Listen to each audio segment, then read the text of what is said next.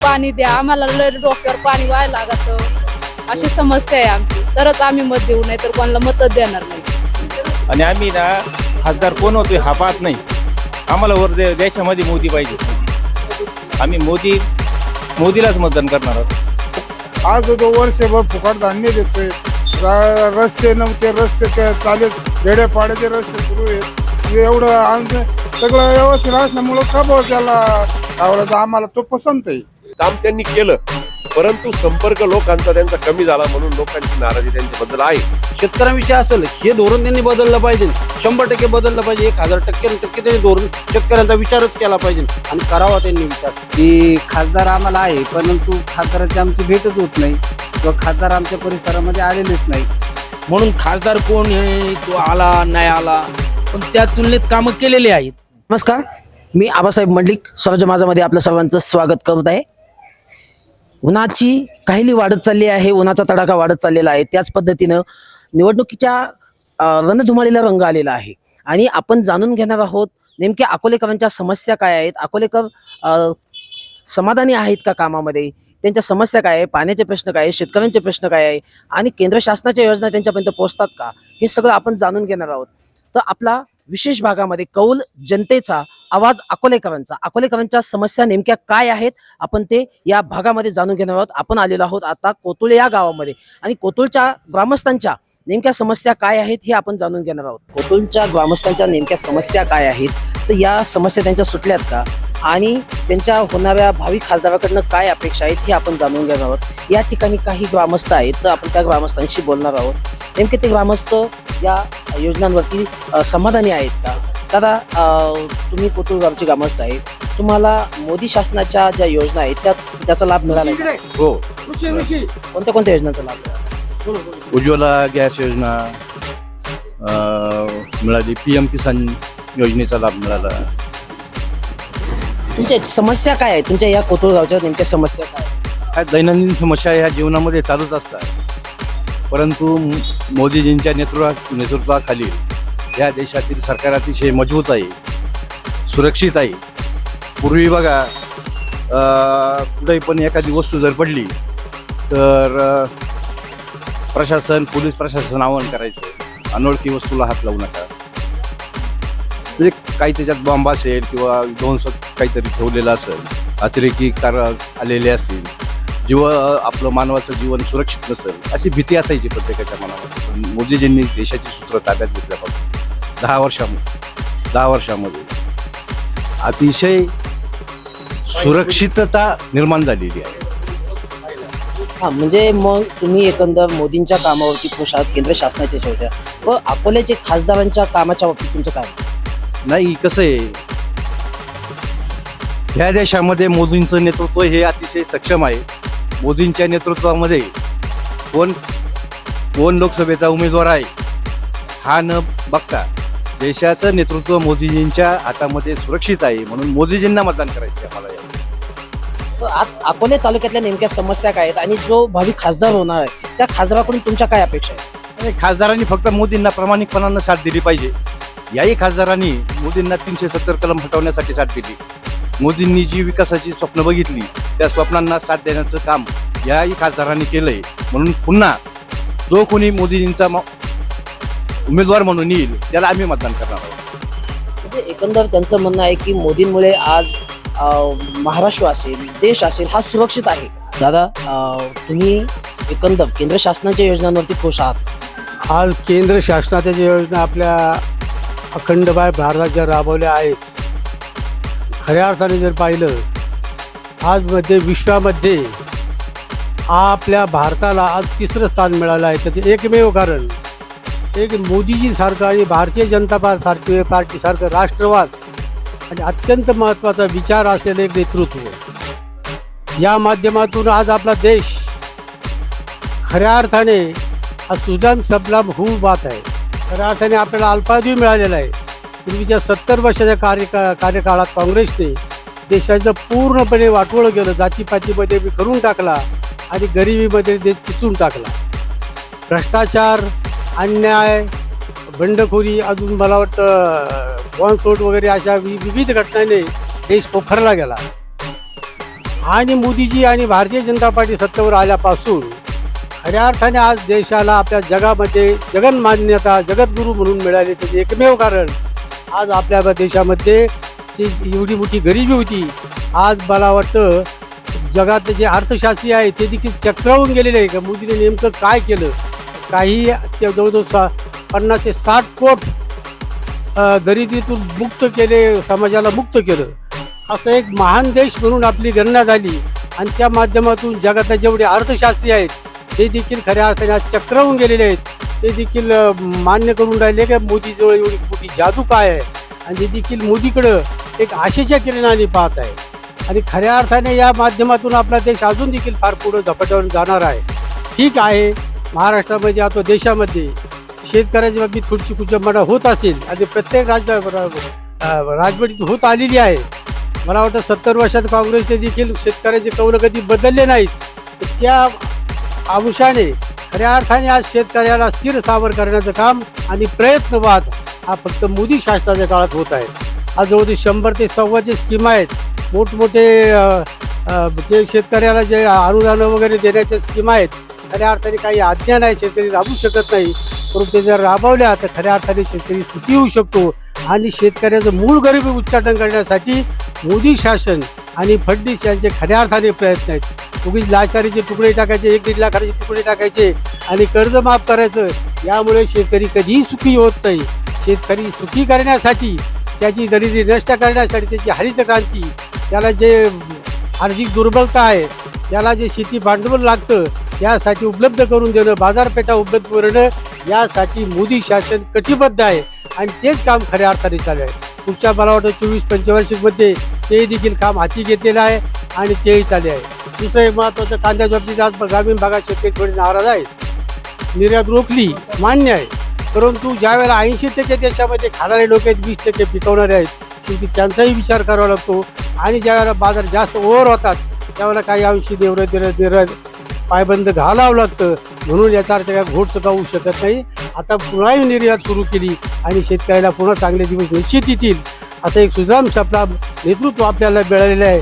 म्हणून आपल्या मतदारसंघामध्ये देखील आता लोखंडाच्या बाबतीत खऱ्या अर्थाने जर पाहिलं तर लोक काही अंशी नाराज आहे. कारण भारतीय समाज कसा आहे, स्तुतिप्रिय समाज आहे. देखल्या देवाला दंडवट, नमस्कार, राम राम घातला का लोक खुश होतात. खऱ्या अर्थाने ते नेतृत्व लोखंडे साहेबाला जरी जमलं नाही तर कृतीतून त्यांनी खूप चांगले कामं केले आणि कामं मोदीच्या नेतृत्वाखाली त्यांनी खूप रस्ते असू, मोठमोठे विशेष कामं करण्याचे काम त्यांनी परिश्रम केलं. आणि मनाने एक सच्चा माणूस आहे. भाऊसाहेब वागचौऱ्याच्या बाबतीत झालं तर फक्त रामराम हसणं, खेळणं, रामराम घालणं आणि कर्तव्य शून्य असं व्यक्तिमत्व आहे. या पक्षातून जा, त्या पक्षात उडी मार, स्वार्थासाठी म्हणजे घराण्याशाही ज्याला आपण म्हणतो असं राबवणं भाऊसाहेब वागचौऱ्याने केलं. ते बाकी लोखंडे साहेबांनी केले नाही. ते मूळ भारतीय जनता पार्टी शिवसेनेला मानणारा हिंदुत्ववादी असा एक महान चांगला नेता आहे. म्हणून आणि मोदीचं नेतृत्व याचमुळं आम्ही आज खऱ्या अर्थाने मला वाटतं लोखंडाच्या माठीमागे ठाम उभी आहे. ठीक आहे, काही लोक जरी आता शेतकरीचा विरोधी तुमच्या चार लोक काही हे देत असतील, पण अंतिम समयी ते ज्या वेळेला मतपत्रिकेवर मत द्यायचं जातील त्यावेळेला त्यांना पर्याय म्हणून मोदी शासनाशिवाय पर्यायच नाही. खऱ्या अर्थाने आज मोदीला आणि भारतीय जनता पार्टीला पर्याय मत देण्यासाठी समोर काँग्रेसमध्ये काहीही नाही. असे नतद्रष्ट काँग्रेस याला मत कुणीही देऊ शकत नाही, एवढंच मला वाटतं. आणि ही आपण जी मुलाखत दिली आपल्याला मी मनापासून धन्यवाद देतो. जय श्रीराम. धन्यवाद. तर या ठिकाणी आणखी काही ग्रामस्थ आहे, आपण त्यांची समजून घ्या. तुम्ही नेमकं तुमच्या समस्या काय आहे आणि तुमच्या होणाऱ्या खासदाराकडून अपेक्षा काय आहे? मुळात विषय असा आहे बरं का, आता आमच्या गावामध्ये ना सदाशिव लोखंडेच्या कामामध्ये आता हे जलजीवनचं काम चालू आहे. साधारण 5 कोटीचं काम चालू आहे त्यांच्या. आणि आम्ही ना खासदार कोण होतोय हा पाहत नाही.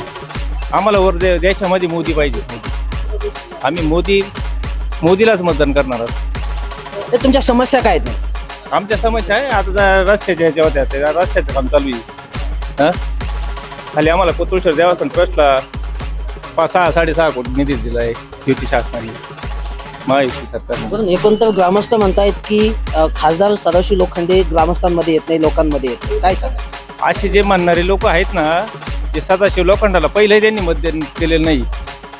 आणि सदाशिव लोखंडे गावात आता ते काही खासदार होतं, गावात थोडे आहे का? हा हा लोखंडेचे पूर्ण जिल्ह्यातले समजा गावाचा विचार केला तर प्रत्येक नागरिकाला भेट थोडे देऊ शकता का ते? हा त्याच्यामुळे ते ना जे मानतात त्यांनी ते कधी लोखंडे काम घेऊन गेलेत का? त्यांनी केलं नाही असं आहे का? हा म्हणजे त्यांच्या कामावर तुम्ही समाधानी आहात? हो 100% लोखंडे निवडून येणार इथं. तर आणखी काही ग्रामस्थ आहे, आपण त्यांच्याकडून जाणून घेऊया. दादा, तुमच्या गावच्या नेमक्या समस्या काय आहेत आणि होणाऱ्या खासदाराकडून तुमच्या अपेक्षा काय आहेत? आमच्या खासदाराकडून अपेक्षा केंद्राचा निधी तात्काळ पासतो, परंतु केंद्र हे राज्याला पैसे देत असतं आणि त्या प्रमाणामध्ये केंद्राचा आता ही पाण्याची योजना चालू आहे, त्याच्यानंतर ट्रायबलची केंद्राची ग्रँट ही राज्याला आलेली आहे. त्यामुळे राज्याचा विकासाची जर तुलना केली तर बऱ्यापैकी विकास होतोय. परंतु हे होत असताना जे लोखंडे खासदार आहे हे 2 मोदी लाटेमध्ये निवडून आलेले आहे, परंतु ज्या प्रमाणात मतदारसंघाशी संपर्क त्यांनी ठेवायला पाहिजे होता त्या प्रमाणात त्यांनी कोणत्याही प्रकारचं संपर्क ठेवला नाही. आणि ह्या अकोले तालुक्यामध्ये पर्यटनाला विकासाची जी चालना द्यायला पाहिजे होती ती त्यांनी दिली नाही. त्यानंतर जे रस्ते वगैरे ज्या केंद्राच्या स्कीममधून जे रस्ते व्हायला पाहिजे ते होणे नाही. फक्त आता 9 कोटीचा जो रस्ता आहे बोरी पिंपळदरी रस्ता, जो कोतूर पिंपळदरी रस्ता, तो त्यांनी मंजूर केलेला आहे. ते त्यांचं त्या कामाचं आम्ही कौतुक करू.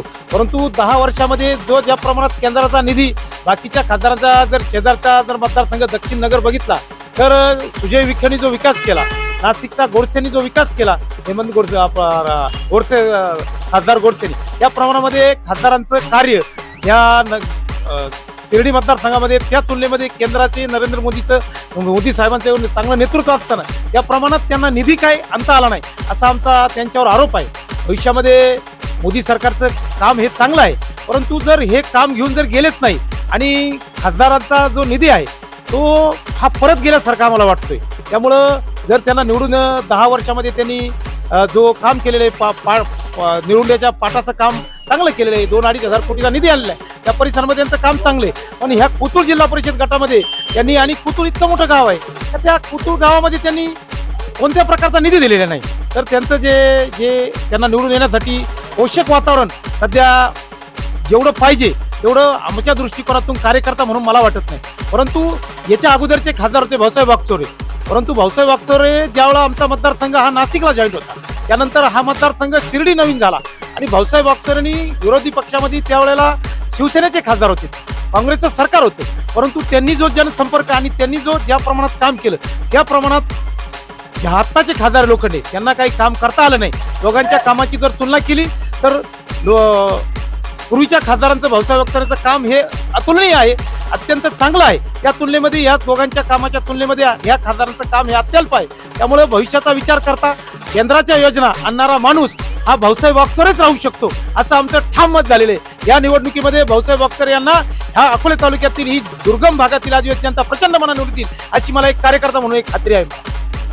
निश्चितच आपल्यासोबत आणखी काही ग्रामस्थ आहे, आपण त्यांच्याशी संपर्क करू. दादा, तुमच्या नेमक्या समस्या काय आहेत? तुमच्या या तुमच्या समस्या काय? हा नाही, शेतकऱ्यांविषयी ना त्यांचं धोरण चांगलं नाही, बाकीचं चांगलं देव आम्ही मानतो. अपेक्षा काय आता त्यांच्याकडे? नाही शेतीवर त्यांनी जोर द्यायला पाहिजे ना.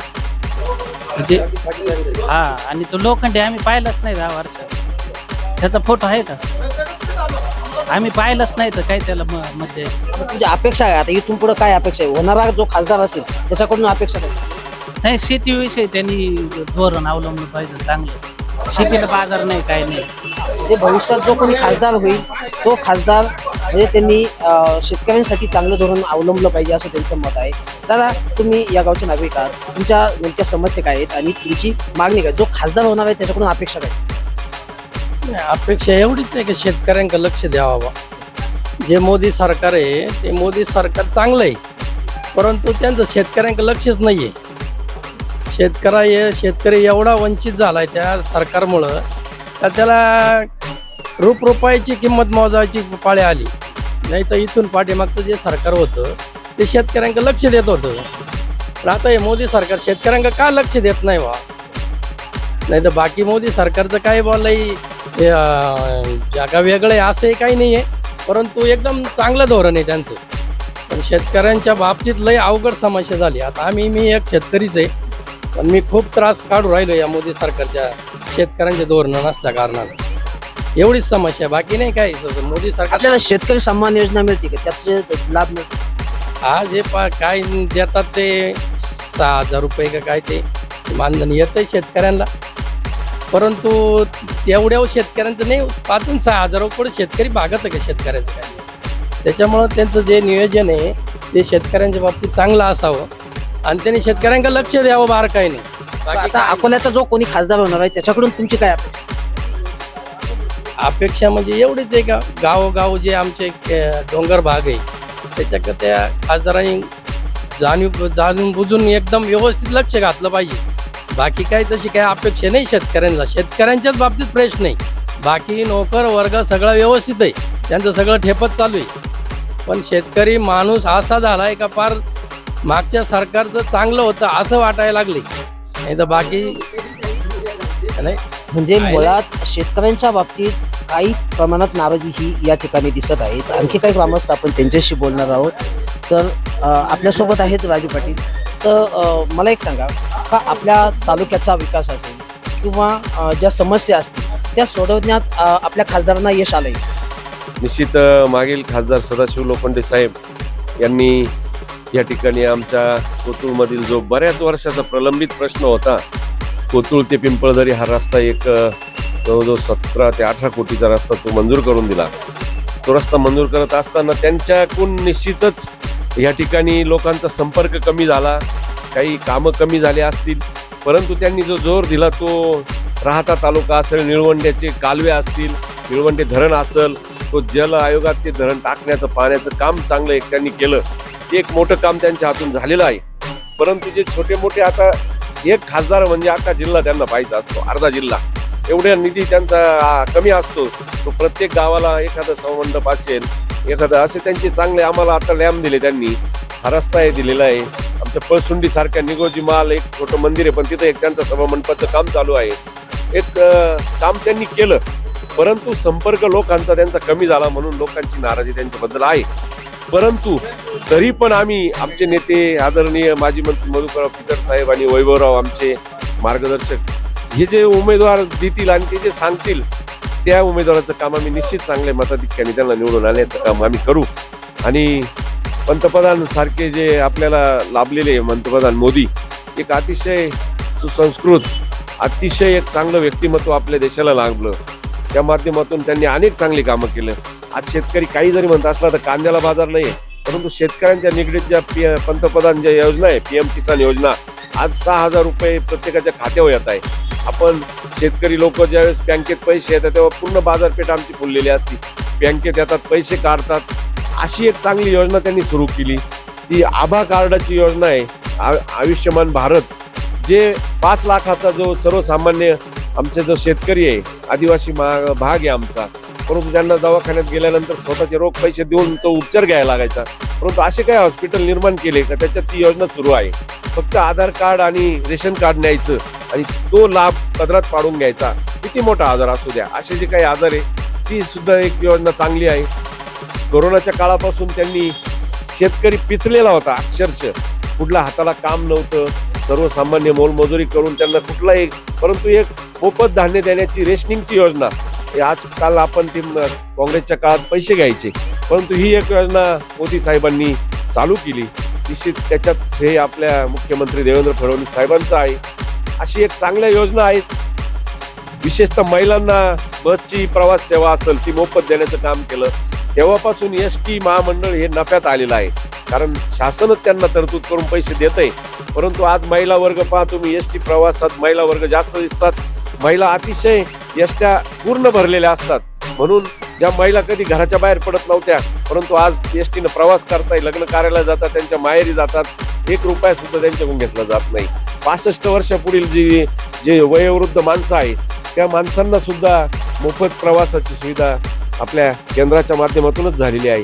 निश्चित दोन्हीकडे सरकार आहे, चांगल्या कामं सुरू आहेत. जो खासदार जो असेल कोणी आता आमच्या पक्षाचा, भारतीय जनता पक्षाचा, शिंदे गटाचा आणि अजितदादा गटांचा, तो आम्ही चांगल्या मताधिक्याने निवडून देण्याचा प्रयत्न करू. हे करत असताना अनेक छोट्या मोठ्या योजना आहे, परंतु त्या जनतेपर्यंत नाही आहे. बांधकाम कामगार मजूर योजना असेल ती सुद्धा आज त्यांचे पहिली ते 4थीपर्यंतच्या मुलांना 2,500 रुपयाची स्कॉलरशिप आहे. त्याच्यानंतर 10वी ते पुढच्या 8वी ते 10वीपर्यंत 10,000 रुपये स्कॉलरशिप आज अनेक शेतकऱ्या मुलांनी घेतलेल्या आहेत. अशा योजना पंतप्रधानांच्या एक मार्गदर्शनाखाली या राज्यामध्ये देशात सुरू आहे. परंतु सर्वसामान्यांना ह्या योजना माहीत नसतात, म्हणून ते पटवून देण्याचं काम आपल्याला करावं लागतंय. म्हणून आज कांद्याला बाजार नाहीये, त्याच्याबद्दल शेतकरी जरी नाराज असले तर बाकीचं परराष्ट्र धोरण सुद्धा पंतप्रधानांचं पाहिलं पाहिजे. याच्या आधी अनेक हल्ले आपल्या देशावर झाले, चीन असेल अनेक देश उठून आपल्या आक्रमण करायचे. परंतु मोदी सरकारच्या काळात त्यांनी जो हे राबवलेलं आहे या सुरक्षा यंत्रणेचे, कुठेही प्रकारे पहा तुम्ही गडचिरोली असेल कुठेही हल्ले नाही, काही नाही. एक कणखर भूमिकेचं नेतृत्व या देशाला लाभलेलं आहे. त्यांच्या मार्गदर्शनाखाली निश्चित केंद्रात सत्ता येईल, याच्यात कुठल्याही प्रकारची शंका नाही.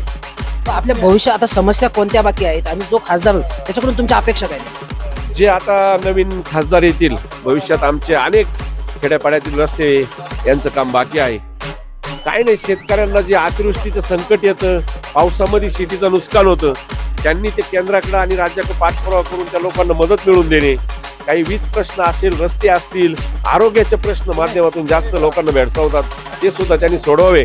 शेतकऱ्यांना काही लागत नाही दुसरं आमच्या. आणि एक निर्यात धोरण, प्रत्येक सोयाबीन असू कांदा असू, शेतीविषयक शेतकऱ्यांना जे निगडीत प्रश्न आहे त्याच्यावर आत्ताचे नवीन येणाऱ्या खासदारांनी जोर द्यावा, हीच त्यांना आमची अपेक्षा राहील. त्याच्यात बाकीचं दुसरं काय या ठिकाणी आम्हाला. आणि निश्चित जो खासदार पंतप्रधानांच्या आत्ताच्या मोदींच्या मार्गदर्शनाखाली येईल तो निश्चित चांगलं काम करील. आणि आम्हाला तर आम्ही जरी पक्षाचं काम करतोय भारतीय जनता पक्षाचं, पण आमचं म्हणणं आहे शेतकऱ्यांकडे थोडं लक्ष द्या.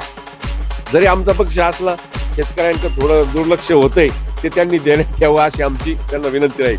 निश्चितच म्हणजे हे भाजपचे कार्यकर्ते आहेत तरी सुद्धा शेतकऱ्यांच्या योजनांच्या बाबतीत कुठेतरी सरकार कमी पडतंय आणि त्यांच्याकडे लक्ष दिलं पाहिजे अशी अपेक्षा आहे. तर आपल्यासोबत आणखी काही ग्रामस्थ आहेत. दादा, आपल्या गावच्या नेमक्या समस्या काय आहेत आणि जो कोणी खासदार होईल त्याच्याकडनं तुमच्या अपेक्षा काय आहेत? आमच्या गावच्या समस्या म्हणजे फार महत्त्वाची समस्या अशी की आमचा जो बोटा ते राजूर हा 4 पदरी रोड झाला पाहिजे. आमच्या खेड्यापाड्यातून ज्या ट्रॅव्हलच्या गाड्या येतात भंडाऱ्यापर्यंत पोहोचतात, त्या 4 पदरी गाड्या ज्यावेळेस तो रस्ता होईल त्यावेळेस गोरगरीब जनतेला व्यवसाय मिळेल. त्या अनुषंगातून त्यांना आपल्या गावचा विकास पण त्या पद्धतीने होईल. परत इकडं कळसुबाईचं क्षेत्र असेल, समजा इकडं वरती आपलं कोपसंडी असेल, ह्या भागामध्ये खूप पर्यटन स्टॉप हे असल्यामुळं मग ते 4 पदरी रस्ता झाल्यानंतर रहदारी व्यवस्थित होईल आणि सगळ्यांना चांगल्यापैकी व्यवसाय होईल, ही आमच्या खासदारांकडून अपेक्षा आहे. आमच्या लोखंडे साहेबांकडून सुद्धा हीच अपेक्षा होती. आम्ही एकजुटीने आम्ही त्यांच्या मागे आम्ही त्यांना मतदान केलंय. पण आता सत्ता ही मोदींचीच असणार आहे हे आम्हाला माहिती, आणि मोदीची सत्तेची गरज आहे, बाकी कोणाची सत्ता चालणार नाही. आणि कोणा काही असा चेहरा नाही की बुवा खंबीर नेतृत्व कोणाकडे नाही. भारतीय जनता पार्टीचं जे खंबीर नेतृत्व आहे ते तुमच्या काँग्रेसचं नाही आणि इतर पक्षांकही नाही. मोदींनाच का मतदान केलं पाहिजे? तो माणूसच इतका ग्रेट आहे की त्यात काही शंकाच घ्यायचं काही कारण नाही. त्यांनी जेवढं केलं, आता जेवढे आतंकवादी हमले असतील या भानगडी, तुम्ही विचार करा ना याच्या मागे काय झालं आणि आत्ताची कंडिशन काय आहे. या कंडिशनचा तुम्ही पण तुम्ही पत्रकार आहे, तुम्ही पण त्यांच्यापर्यंत पोहोचले पाहिजे. त्यांना ग्रामस्थांना सांगितलं पाहिजे की नाही बुवा ह्या मागच्या 70 वर्षामध्ये काय घडलं, किती आतंकवादी हमले घेतले, काय काय घडलं. हा थोडंसं मी काय म्हणतो शेतकऱ्यांविषयी असेल हे धोरण त्यांनी बदललं पाहिजे, 100% बदललं पाहिजे. 1000% त्यांनी धोरण शेतकऱ्यांचा विचारच केला पाहिजे आणि करावा त्यांनी विचार. हे बी आमच्या भावना आहे. आम्ही भाजपचे कार्यकर्ते, आमचा मेसेज त्यांच्यापर्यंत पोहोचला पाहिजे. हे बा कार्यकर्त्यांची काय इच्छा आहे हा मेसेज बी तुम्ही पत्रकारांनी त्यांच्यापर्यंत पोहोचवला पाहिजे की मोदी साहेबांना की तुम्ही शेतकऱ्यांचा विचार करा. जसं तुम्ही आपलं हिंदुत्व टिकवण्यासाठी जेवढा विचार करता तेवढेच गरीब जनता जी शेतकरी त्यांना बी टिकवण्यासाठी तुम्ही तो विचार केला पाहिजे. तुम्ही मोठाले पोचले नाही पाहिजे या मताचा मी. तुमच्या आवडीचा उमेदवार कोण असेल? सदाशिव लोखंडे की भाऊसाहेब? आता आवडीचं तर काय आपल्याला आवड नावडचा प्रश्न नाही. जो भारतीय पार्टीच्या पक्षाचा जो माणूस त्यांच्या युतीमधून जो उभा राहील आम्ही त्याच्या पाठीमागे आम्हाला उभं राहणंच आहे. आम्ही त्याच्या पाठी उभं राहण्याचे. आता लोखंडे साहेब आहे 10 वर्ष इकडे फिरकले नाही, एकदा आले गेले कुठंतरी नारळ फोडला आले ते गेले. आपल्याला ते नाही. तुम्ही काम करा, कोणताही चालेल ना आम्हाला खासदार, आम्हाला खासदार कोणा दुखणं नाही की वैयक्तिक याच्याविषयी वाईट चिंतो आम्ही, त्याच्याविषयी वाईट कोणाविषयी नाही. तुम्ही काम करा, काम दाखवा. तुम्ही 10 वर्षात काहीच काम दाखवलं नाही, काही नाही. ते सभा मंडप 4 दिले म्हणजे झालं नाही. हा रस्ता मंजूर करायला लागत होता. कोणत्याही खासदाराने पहिले यावा, मी यामध्ये आम्ही त्याने सांगावा याच्यातून की बोटा की राजूर तुम्हाला 4 पदरी करून देतो आम्ही, अख्खा भाग त्याच्या मागे उभं राहायला तयारी. एवढा त्यांनी मंजूर करून द्या. कोणताही खासदार चालेल आम्हाला, पण कोणत्या पक्षाचा असतो म्हणजे थोडक्यात आलं का लक्षात. म्हणजे निश्चितच तुमच्या भावना आहे की विकास झाला पाहिजे, जो विकास करेल त्याच्या पाठीमागे आम्ही असू. तर आपल्यासोबत आणखी काही नागरिक आहे. सर पुढे या. नेमक्या होणाऱ्या खासदाराकडून तुमच्या अपेक्षा काय असेल? या लोकसभा निवडणुकीच्या निमित्ताने उभे असलेले जे खासदार आहेत सदाशिव लोखंडे, तर हे एक फार कर्तृत्वान नेतृत्व आहे, परंतु मतदारसंघ खूप मोठा असल्यामुळं त्यांना प्रत्येक ठिकाणी येणं जाणं किंवा प्रत्येक ठिकाणी कार्यक्रमाला उपस्थित राहणं किंवा योजना राबवणं या गोष्टी त्यांना गेल्या 10 वर्षामध्ये बऱ्याचशा प्रमाणामध्ये कमी झालेल्या आहेत. लोकांचं मत असं आहे की खासदार आम्हाला आहे, परंतु खासदाराची आमची भेटच होत नाही किंवा खासदार आमच्या परिसरामध्ये आलेलेच नाही. गेल्या 3-3.5 वर्षापासून खासदार या मतदारसंघामध्ये फारसे फिरकलेले नाही आहेत. मोदी सरकारच्या महायुतीच्या या उमेदवार म्हणून त्यांना या ठिकाणी लोकांची पसंती आहे. खरं तर पंतप्रधान मोदींना तिसऱ्यांदा पंतप्रधान करायचं आहे आणि त्यासाठी सर्व देशामधून एक चांगल्या प्रकारचा त्यांच्या बाबतीमध्ये चांगल्या प्रकारचं लौकिक या ठिकाणी निर्माण झालेलं आहे. एक वातावरण चांगलं आहे, परंतु तरीसुद्धा समस्या या काही सुटलेल्या नाही आहेत. आता अकोले तालुक्यामध्ये आमच्या पिंपळगाव खांड धरणाचे त्या ठिकाणी पाण्याचा प्रश्न निर्माण होतो. 3-4 वर्षातून काही ना काही पाण्याचा प्रश्न निर्माण होतो. लोकांनी पिकं उभारलेली आहेत आणि त्या पिकांना आता एकदम कलेक्टरने ऑर्डर दिली की 4 तास लाईट द्यायची. 4 तासामध्ये काय पाणी भरणार आहे? वावरात पाणी जाता जाता अर्धा तास जातो आणि मग 3.5 तासामध्ये 2-3 वेळा लाईट ट्रिप होते. शेतकऱ्यांचे या ठिकाणी नुकसान होत आहे. या तालुक्यामध्ये या ठिकाणी आम्हाला रस्त्यांचा मोठा प्रश्न आहे. सुगापासून ते ब्राह्मणवाड्यापर्यंत आमचा 4 पदरी रस्ता झाला पाहिजे, ही आमची पूर्वीपासूनची मागणी. आम्हाला पिंपळगाव खांड धरणाचं पाणी अपुरं पडतं आहे. त्याला अनेक लोकांच्या मागण्या आहेत त्या पाण्याला, म्हणजे भविष्यामध्ये हे पाणी अतिशय कमी पडणार. हा काही हे काही कोणी सांगायला नको. 13 गावची पाणी पुरवठा योजना चालू झालेली आहे, तर त्याकरिता पिंपळगाव खांड धरणाच्या वरच्या भागामध्ये अजून पाण्याचा संचय होणं गरजेचं आहे. एखादं TMC धरण जर झालं तर हा प्रश्न कायमस्वरूपी ही समस्या आपली सुटून जाईल. रस्त्यांचा प्रश्न आहे. मोदी सरकारने कामं चांगली केलेली आहेत, लोकांचाही विश्वास आहे, पण त्या विश्वासात आता पुढे त्याच्यातून केवळ राज्य करणं हे राज्यकर्त्यांचं काम नाही, तर जनतेच्या समस्यासुद्धा सोडवल्या पाहिजेत. हे खासदारांनी पाहिलं पाहिजे. आम्ही सर्व परिसरातील लोक या ठिकाणी महायुतीच्या बाजूने आहोत आणि महायुतीचा उमेदवार या ठिकाणी निवडून द्यायचा आहे. पंतप्रधान मोदींना पुन्हा तिसऱ्यांदा पंतप्रधान करायचं आहे, यासाठी लोक जागरूक झालेली आहे. परंतु या ठिकाणी या पुढील काळामध्ये सुद्धा लोकांकडे त्यांनी लक्ष द्यावं, हीच फक्त आमच्या परिसरातील लोकांची मागणी आणि अपेक्षा आहे. ती सार्थ ठरवतील अशी मला अपेक्षा आहे. धन्यवाद. निश्चितच मोदींना आम्ही 3ऱ्यांदा पंतप्रधान करण्यास सज्ज आहोत, परंतु आमच्या शेतकऱ्यांच्या समस्यांकडे लक्ष दिलं पाहिजे अशी भावना या शेतकऱ्यांची आहे. तर आपल्यासोबत आहे जिल्हा परिषदेचे माजी अध्यक्ष, यांच्याशी आपण बोलणार आहोत. आपल्या गावच्या समस्या नेमक्या सुटल्यात आणि भविष्यात जो कोणी खासदार होईल त्याच्याकडून तुमच्या काय अपेक्षा? खरं तर पंतप्रधान मोदी गेली 450 वर्षापासूनचा जो राम मंदिराचा प्रश्न होता, त्यासाठी अनेकांची बली गेली. तो सुद्धा प्रश्न अतिशय महत्त्वाचा, कुठंही दंगल न होता, कुठंही काही वातावरण न बिघडता तो प्रश्न मार्गी लावला. त्याचबरोबर ज्या वेळेला 306 काश्मीरचं 370 कलम हेही सुद्धा अतिशय व्यवस्थित मार्गी लावलेला आहे.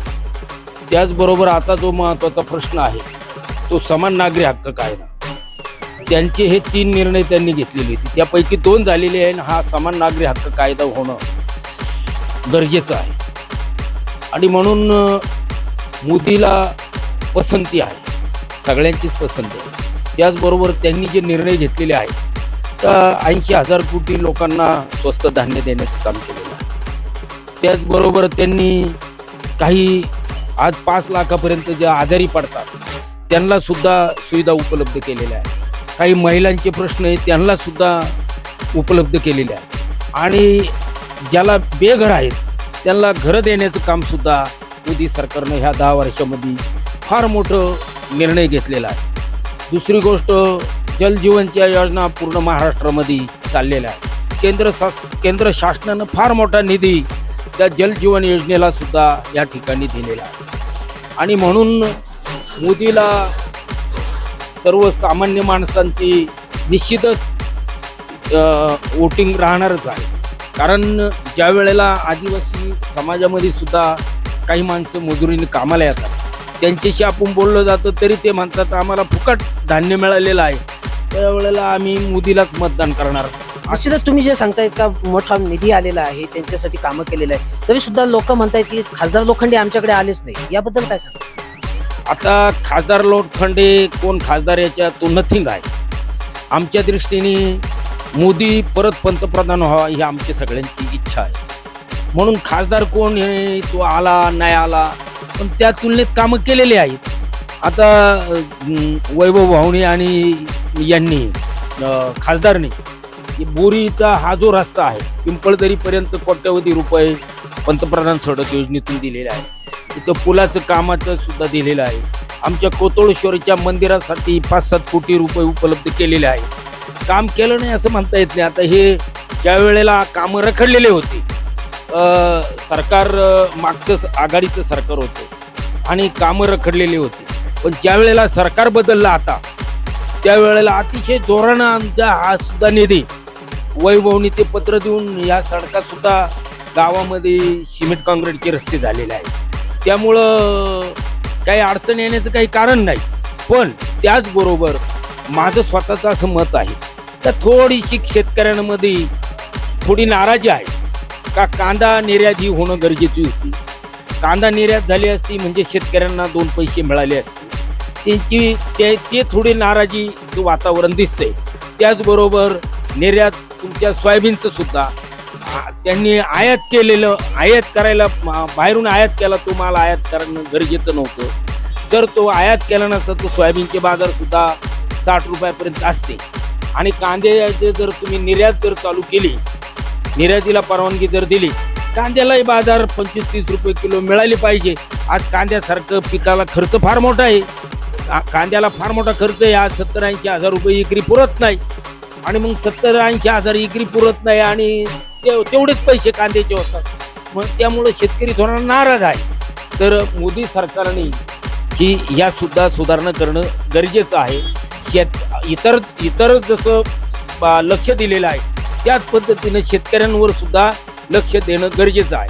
आणि आता मगाशी आमच्या पांगरीच्या सरांनी सांगितलं, विषय घेतला का बाबा मुळेला पाणी कमी पडतंय आणि खरंच कमी पडतंय. पण आंबीमध्ये जे पूर्वीचं जे धरण झालेलं आहे इकडं उंची वाढवण्यापेक्षा आंबीचं 1-2-3 धरण व्हावा ही आमच्या सर्व ह्या मुळापट्ट्याची मागणी आहे. आणि त्याचबरोबर तो कोणी खासदार निवडून येईल तो भाग वेगळा आहे, पण मोदीचं सरकार 100% होणार आहे. जे सरकारमध्ये जे दलबुदल्यापणा चाललेला आहे त्या दलबुदल्यापणामुळं इकडून इकडे जातं. त्यामुळं बाकी सामान्य लोकांमध्ये संभ्रम आहे, यांनी कुठंतरी ज्या बाजूला निवडून यावं त्याच बाजूला राहावा. इकडून इकडे कोलाटोड्या घेऊन आहे. सगळ्या जनतेच्या याच्यावर संभ्रम आहे. आणि म्हणून हे सुद्धा माझ्यासारखा एक छोटा कार्यकर्ता आहे. मी आमच्यासारखे कार्यकर्ते निष्ठावान आहे. पिचड साहेबांबरोबरच आमच्यासारखे कार्यकर्ते आहेत. तसं वरच्या लेवलला सुद्धा ह्या लोकांनी दलबुदल्यापणा करू नये, तिकडे फोडाफोडी करू नये. त्याच्यामुळं लोकांमध्ये शंकेचं वातावरण आहे, ते सुद्धा यांनी दुरुस्त करावं अशी माझ्यासारख्याला वाटतं. म्हणजे मोदींच्या नेतृत्वाखाली विकास झालेला आहे, परंतु शेतकऱ्यांचे काही प्रश्न आहेत तर ते प्रश्न अद्याप सुटलेले नाही असं त्यांचं म्हणणं आहे. तर आणखी काही कार्यकर्ते आहेत. दादा, आपल्या नेमक्या या गावच्या समस्या काय आहेत, जो भविष्यात कोणी खासदार होईल त्याच्याकडून तुमच्या अपेक्षा काय आहेत? आमच्या या अकोले तालुक्यामध्ये तोलारखिंडीचा रस्ता हे घाट फुटणे फार महत्त्वाचं आहे आणि पाण्याचा प्रश्न वर 2 ते 3 TMC वर धरण व्हावं आणि ह्या भागाचा कायमस्वरूपी आमच्या तालुक्याच्या जे वाट्याला मुळा खोऱ्याचं जे पाणी आहे ते मिळालं पाहिजे ही आमची प्रमुख मागणी आहे. एवढंच. आता लोकसभेची निवडणूक लागलेली आहे, तर मग जो कोणी खासदार होईल त्याच्याकडून तुम्ही काय अपेक्षा करता? हे आमचे 2 प्रश्न फार महत्त्वाचे, पाण्याचा ते प्रश्न सुटले पाहिजे आणि आतापर्यंत खासदारांनी जे प्रश्न सोडवले त्याबद्दल तुम्ही समाधानी आहात? हो आहे समाधानी आहे. मग आता तुम्ही भविष्यात तुमच्या शेतकरी सन्मान योजना असतील, जलजीवन योजना असतील, हे जे प्रश्न मोदी सरकारने सोडवले याबद्दल तुम्ही काय सांगा? शेतकरी सन्मान निधी ही एकदम योग्य म्हणजे शेतकऱ्यांसाठी एकदम फायद्याची गोष्ट आहे आणि कुठलं दुसरं काय म्हणलं जलजीवन योजना जलजीवन ती पूर्ण लवकर व्हावी जे जेणेकरून ग्रामस्थांचा पाण्याचा प्रश्न सुटेल अशा पद्धतीची मागणी आहे. तर आपल्यासोबत आणखी काही ग्रामस्थ आहे. त्याला काय सांगाल तुम्ही? आता लोकसभेची निवडणूक लागलेली आहे. लोकसभेची निवडणूक लागली, आम्ही मोदी साहेबांना मतदान करणार. का मोदी साहेबांना का मत? मोदी साहेबांनी गरिबाकरता फार त्यानं योगदान केलेले आहे. आज तो वर्षभर फुकट धान्य देतोय, रस्ते नव्हते, रस्ते चालेल खेडेपाड्याचे रस्ते सुरू आहेत. एवढं सगळं व्यवस्थित असल्यामुळं का भाऊ त्याला आवडायचं, आम्हाला तो पसंत आहे. ते तुम्हाला पसंत आहे, पण काही लोक सांगतायत या ठिकाणी आम्ही खासदारांना पाहिलंच. खासदार आम्ही पाहत नाही, पण आम्ही मोदी साहेबाला पाहतो ना. मोदी साहेब खासदार मोदी साहेब काम मरणाचं केलं, मग खासदार करून करणार काम? आज सगळे जिल्ह्यात काम चालू आहेत ना, मग मोदी साहेबाचीच मी खासदाराचीच आहेत ना, मग खासदार का नको आहे आम्हाला? आता तुमच्या मागण्या काय? जो कोणी खासदार होईल त्याच्याकडून तुमची मागणी काय? आमची मागणी जे येईल तेव्हा सांगू आम्ही त्याला, पण आता मोदी साहेब येणं महत्वाचं आहे आम्हाला. निश्चितच म्हणजे आम्ही मोदी सरकारलाच मतदान करणार आहोत. ज्या कोणी समस्या सोडवल्या आहेत त्या मोदींनी सोडवल्या असं या ग्रामस्थांचं म्हणणं आहे. बसलेले आहेत, आपण त्यांच्याशी बोलणार आहोत. नेमक्या त्यांच्या समस्या काय आहेत? नाही, जसं येईल तसं बोला. मावशी, आता लोकसभेची निवडणूक लागलेली आहे, तर तुमच्या समस्या काय आहेत? तुम्हाला काय अपेक्षा? आमच्या समस्या आहेत पाण्याचा. आमच्या गावाला पहिलं पाणी द्या, आम्हाला लय डोक्यावर पाणी व्हायला लागतं. अशी समस्या आहे आमची, तरच आम्ही मत देऊ, नाही तर कोणाला मतच देणार नाही. अशी काय समस्या काय? समस्या सांगा बोला. तुमच्या समस्या कळल्या पाहिजे. पाण्याची सुविधा पाहिजे, रस्त्याचं काम व्यवस्थित झालं पाहिजे, पाण्याची योजना पूर्ण झाली पाहिजे आणि याचे प्रश्न सुटलेले पाहिजे. परंतु आता जे मोदी सरकार आहे त्यांच्या ज्या योजना आहे, स्वस्त धान्य जे आहे तुम्हाला मोफत दिलं जातं किंवा महिलांना तुम्हाला 50% प्रवास आहे, त्याबद्दल काय चांगलं आहे ते. तुम्ही समाधानी आहात का? आम्ही आहेत समाधानी त्याच्यामध्ये, पण आणखीन सुधाराव करायला पाहिजे त्याच्यावर. आपल्यासोबत काही ग्रामस्थ आहे, आपण त्यांच्याशी बोलणार आहोत. दादा, आता लोकसभेची निवडणूक लागलेली आहे, तर तुमच्या होणाऱ्या खासदाराकडून अपेक्षा काय आहे?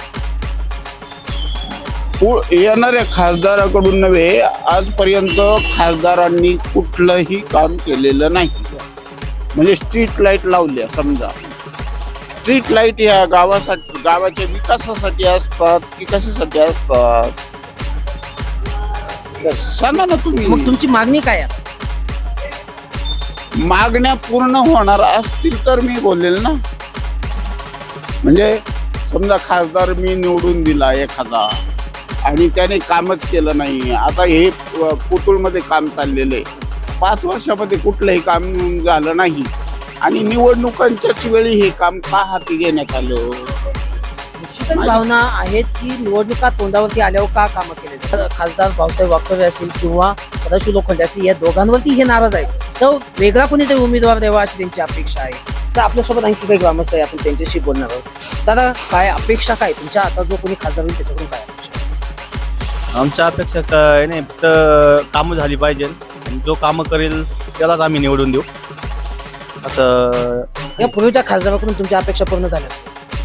हो, खासदार भाऊसाहेब वाकचौरेंनी मागच्या 5 वर्षापूर्वी बरेच कामं केले होते, सभामंडप वगैरे रस्त्यांचे कामं केले असतील बरोबर. पण लोखंडेंनी तर काही कामं करायलाच दिसती नाही. 10 वर्ष ते 9-10 वर्षात दिसलेच नाही आम्हाला, आम्ही बघितलेच नाही लोखंडे म्हणजे हाय कोणी. त्याच्यामुळे मग जनता ही नाराज आहे नाही का.